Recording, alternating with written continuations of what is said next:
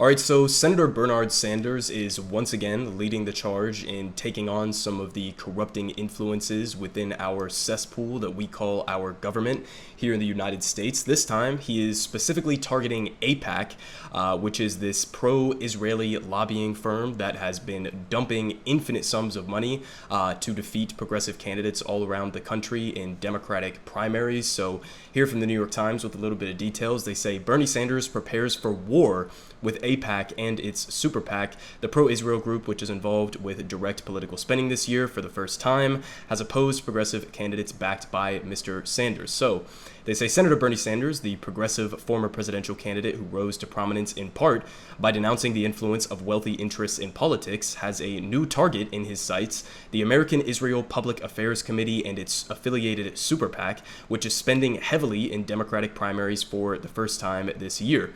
And they say after Mr. Sanders traveled last week to Pittsburgh to campaign for Summer Lee, a liberal state legislator whose House campaign was opposed by millions of dollars in such spending, he is now headed to Texas. There he is aiming to lift up another progressive congressional candidate, Jessica Cisneros, who I've talked about on this channel, whose left-wing challenge of a moderate incumbent. He's not moderate. He is one of the most far-right extremists within the Democratic Party.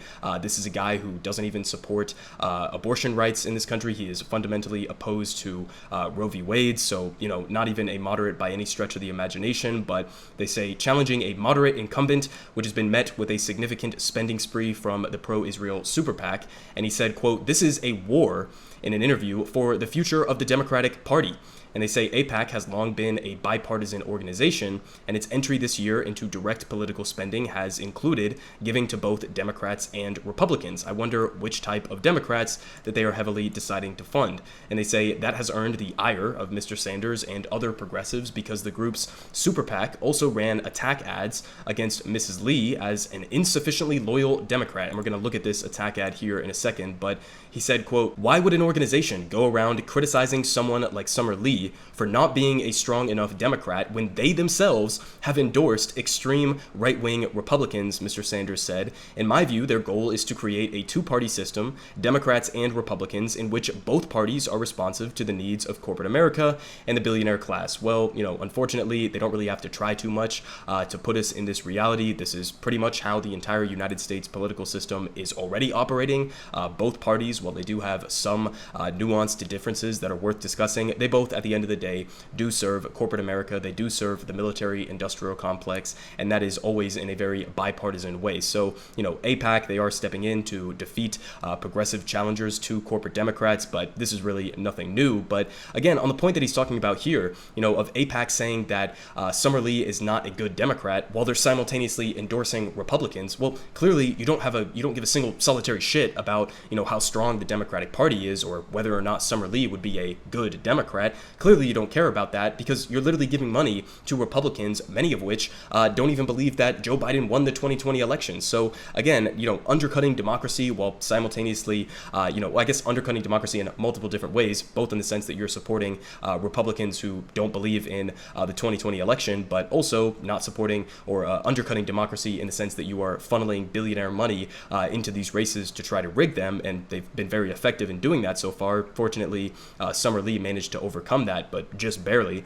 But they continue saying Mr. Sanders specifically called out the committee for donating to congressional Republicans again, who refused to certify the 2020 election, while its super PAC, the United Democracy Project, literally calling themselves the United Democracy Project as they are funding candidates who don't even believe that the 2020 election was lost by Donald Trump, and they say has framed itself as a pro-democracy group. And he said that just exposes the hypocrisy. And Marshall Whitman, a spokesperson for AIPAC, said in response to Mr. Sanders, who is Jewish, that the group will not be intimidated in our efforts to elect pro-Israel candidates, including scores of pro-Israel progressives. And they said it is very revealing that some who don't take issue with super PAC support for anti-Israel candidates get indignant when pro-Israel activists use the same tool. Well, this is a critique that absolutely doesn't apply to somebody like Bernie Sanders and other progressives as well, who fundamentally believe that we should ban super PACs from participating in electoral politics at any level. So, coming out here and saying that there's some sort of a double standard here, that Bernie is being a hypocrite, that's completely ridiculous. He doesn't think that AIPAC should be allowed to bribe groups, or any super PAC dark money groups should be allowed to funnel money into any campaigns, point blank period. So, completely ridiculous critique here. But on top of that, saying we will not be intimidated in our efforts to elect pro-Israel candidates. Well, what exactly were they running these attack ads on? Were they saying that Summer Lee wants to condition aid to Israel, to, disincentivize them from being an apartheid state? Did they run any attack ads that had literally anything whatsoever to do with her position on Israel? No, they were running attack ads like this one. She calls herself a Democrat, but Summer Lee said she wanted to dismantle the Democratic Party, dismantle it, and she's done everything in her power to do just that. When Joe Biden was running against Trump, Summer Lee attacked Biden's character, said he'd take us backwards, and Lee refused to support Biden's infrastructure plan that's now rebuilding bridges and roads in western Pennsylvania. Summer Lee, more interested in fighting Democrats than getting results. UDP is responsible for the content of this ad. Okay, so again, none of that had anything to do with Israel in any way, shape, or form. So clearly their priorities are not just supporting candidates who are going to continue giving unconditioned aid to Israel. Clearly, this is more a part of a class issue where billionaires are funneling money through AIPAC and other super PACs as well in order to defeat anybody who has even mildly leftist or progressive opinions while they're trying to run for Congress. So, I mean, again, you see all of the different things that they were pointing out here, and all of these were basically lies. I mean, at least disingenuous framing, right? First off, my idea is to totally dismantle their party. Well, she doesn't mean that she wants to dismantle it in favor of Republicans, which is ironic, of course, because again, AIPAC is also donating to Republicans, but she wasn't saying she wanted to dismantle the Democratic Party to serve Republican interests. She was saying she wanted to remake the Democratic Party so that it is actually serving average working class Americans. So on that front, that's absolutely based and correct. But they also said down here, talking about the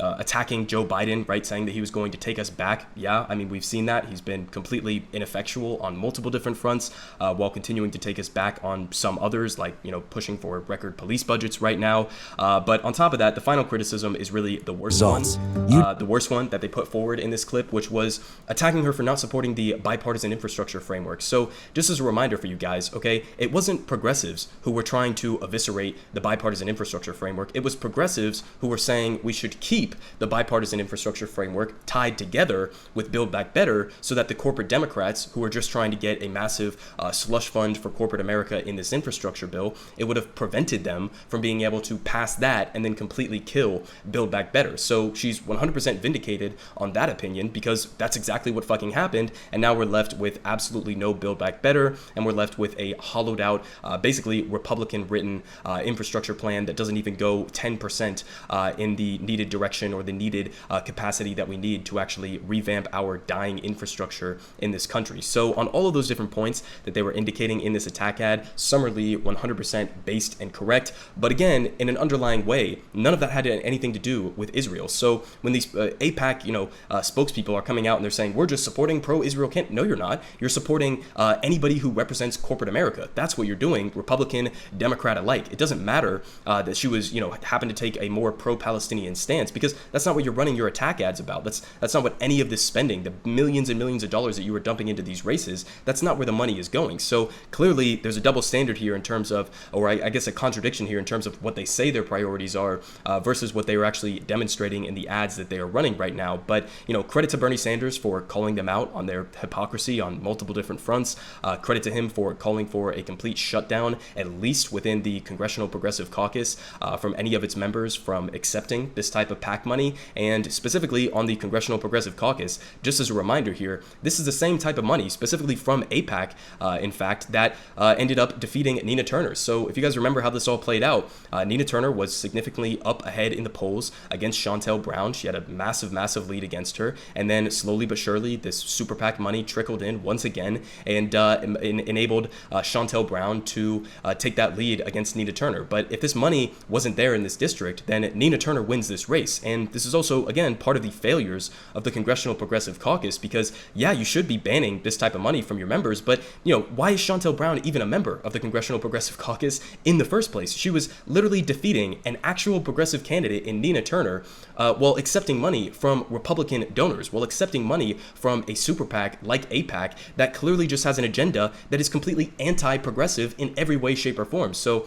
there's a number of different criticisms that you could levy here, both from the side of the Democratic Party for allowing Republican donors to dictate who is going to be winning a lot of these Democratic primaries, but clearly the Democratic establishment, Joe Biden, Nancy Pelosi, Chuck Schumer, they don't really give a shit that Republicans are picking and choosing winners in Democratic primaries, because at a fundamental level, they agree with Republicans on a lot of those attacks that were coming in that attack ad that we just watched. I mean, those were all lines that you could have heard from somebody like Kirsten Sinema or Joe Manchin or even Nancy Pelosi, depending on which context that you're looking at it. So they obviously don't have a problem with Republicans picking and choosing winners within Democratic primaries, so they're not going to do anything about it. But another side of that is a fair critique is of Justice Democrats, is of the Congressional Progressive Caucus that allows members like Shontel Brown, who accept this Republican donation money, to go and defeat actual progressives. Why the fuck is that the case? Why are you not kicking people out of your caucus that are accepting these bribes from corporate America to go turn around and serve the interests of corporate America? So, it's a complicated issue, but at the same time, it's really not. It is really just another reminder of the underlying corruption that is baked in within the United States government. This is how our elections are decided. It's not decided by which candidate manages to get the most small dollar donations. It's not decided by which candidate has the most popular platform. It's decided by billionaires and their various assortments of super PACs that get to funnel infinite sums of money. And now with that recent Supreme Court ruling from Ted Cruz, they're going to be able to funnel even more money into these elections to basically rig them in favor of the candidate that is going to serve their interests, whether it's pro-Israel stance, but more importantly, the interests of corporate America.